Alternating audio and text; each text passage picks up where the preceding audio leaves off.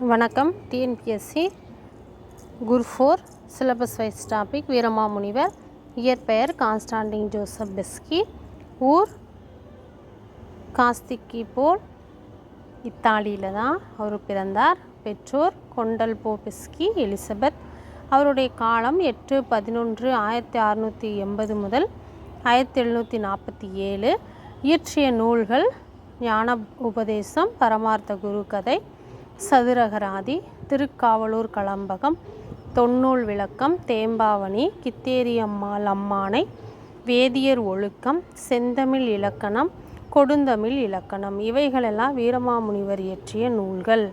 அவருடைய சிறப்புகள்: இவருக்கு தமிழ் கற்பித்தவர் மதுரை சுப்ரதீப கவிராயர் ஆவார்.